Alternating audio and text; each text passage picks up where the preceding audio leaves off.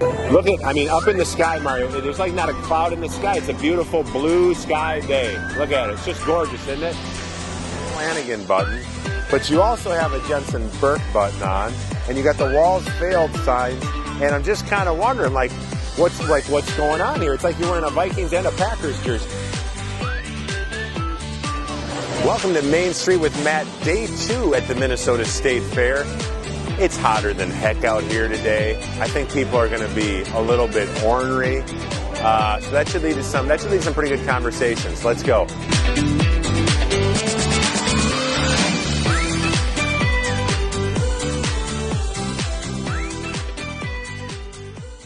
Don't cause any trouble. We're just walking around. You don't want to? I can't get anybody from the Walls campaign or the DFL to talk on camera. Mario, nobody will talk to us. Known Democrats won't talk to us. I don't know if they're scared or if it's just too hot and everybody's just too tired. But what are we gonna do? Okay, I'm here in front of the Walls Flanagan booth, and I found someone who actually wants to talk to me. Sir, your name is? My name is Jerry Pilkington. I'm from Andover, Minnesota. Oh man, you gave the full deal. So Jerry, you're at the Walls Flanagan booth. I saw. Are you a Walls supporter? I am not. No. I was just talking to the gentleman over here, trying to figure out how he could be out here campaigning for Walls, quite honestly. Well, Jerry, I'm trying to find people. I'm trying to find Democrats to talk to. I thought you were a Democrat. You were having a very civil conversation with them. It looks very respectful. I'm just trying to understand how they think Walls would be a good pick. Not impressed. Impressed. I'm really glad you're supporting. It looks like there's not many other people that are super impressed either. Well, I'm really glad that you're supporting Scott Jensen and myself, but I'm disappointed at this moment in time that you're not supporting Walls, because I want to have conversations with those people. So, Jerry, thanks a lot for your support, man. I live in Bloomington, Minnesota. Bloomington, you born and raised there? Yes, sir. You following this upcoming gubernatorial election here in Minnesota? I am. I came over here because I had a question for you. Yeah, absolutely. So I was curious about what your current opinion is on the legal landscape of cannabis policy. That's a great. Mr. Jensen, see it in, I guess, your potential term. Yeah, no, it's a great question. I would say it's not top 5 list of issues, but I know to some people it is very important. I do think both. I know we're for the decriminalization of marijuana.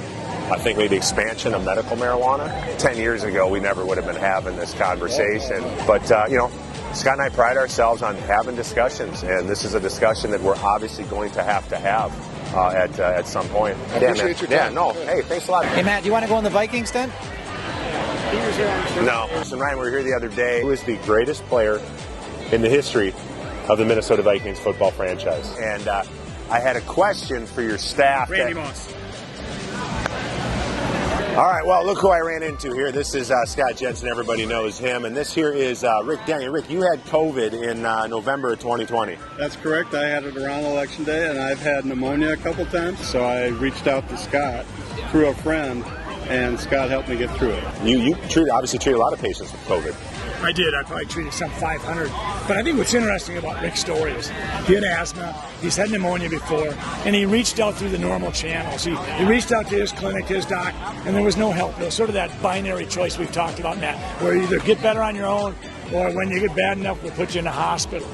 So Rick reached out to me through a friend. I think your story, Rick, is the everyman's story of COVID-19. Nobody reached out to help Rick understand what he might do to strengthen his immune system. Nobody reached out and said, well, we'd like to put a stethoscope on your lungs and listen to him. I mean, Rick, what are your thoughts about the medical system after what you went through? I just kind of felt like I was on an island by myself. I didn't feel like I was any help available. In a time of need, in a time of great need. I really needed it. Yeah, well. And I felt I was a taxpayer for 50 years. Yeah. Well, I'm sure your story's not unique, unfortunately, but Rick, obviously, glad you made it through, and glad you found Dr. Scott Jensen on your journey. Yeah, I am very glad too. Thank you, Scott. Appreciate it. You are John House. John. Trevor Wyman. John and Trevor, and what do you guys do for a living? I'm a police officer. Police officer. Likewise. Well, first of all, thank you very much for your service. Appreciate it. What's it like being a cop these days? Well, I think it's become a little bit more difficult to become a cop. I feel like a lot of people support us. Good. And I think that's important for us moving forward. We need that support. I think the majority of the citizens and the public support us, but it's the politics that's really hindering us from able to keep the public safe. I'm really glad that you guys say that you feel and know that a lot of public supports you. I mean, everywhere we go talking to residents, whether it's in the suburbs or in Minneapolis or St. Paul, they want to be safe. They want want to see you guys. They love you guys, and so I just hope you know that. You don't hear it enough, but we really appreciate what you do, the sacrifices you make, and what you put on the line every single day. And if Scott Jensen and I get elected, you won't have two bigger champions in the government. Yeah, we're rooting for you. I am really kind of neutral. Yeah. I like both candidates. Really? I like some things about both candidates. Okay. And some things you don't like. Well, yeah. Walz has done some good things, but he's done some bad things. And Jensen, well, maybe he'll do good things too. What don't you like that Tim Walz has done? Well, the crime is terrible. Yeah. The mask mandates. I'm a retired nurse, but I did not believe in masks. I just really didn't think they were effective. Like, we were brainwashed to think they were effective. What are some of the concerns you have about the Scott Jensen Matt Burke ticket? Well, I don't know a whole lot about Scott Jensen. I don't know a whole lot about Matt. Well, shoot, here you are. I'm in the flesh. Maybe it's time to give someone else a shot. Maybe you have a Democrat and then a Republican and then a Democrat and a We have had a couple of Republican governors. I mean, that was 2006 was the last time. Yeah. I think it's time for Republicans, maybe. Think it's time for Republicans? Well, I hope. Maybe I should use a Republican, a more conservative. I like that. I'd really urge you to look at our ideas and give us. It sounds like you're going to give us a fair shot, and that's all we can ask for. Thank you. It was a pleasure to talk to you. Thank you. Prior to everything going on, I felt safe walking downtown, walking to Brits, walking to a Twins game, anywhere. And after the Floyd incident, you couldn't even step outside. I made the mistake of stepping outside at night. You got shot in the head. So if they want to see that. We're just chatting, and there was bushes down at the end of the yard, and so I just heard 5 shots ring out, and the 5th one caught me in the head. You're not safe and you don't feel safe.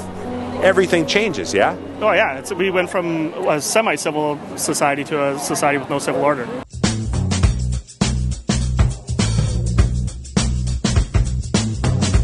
So here's the deal. I'm going to come back Saturday. Saturday noon, I'll be at the Jensen Burke booth on the corners of Dan Patch and Underwood.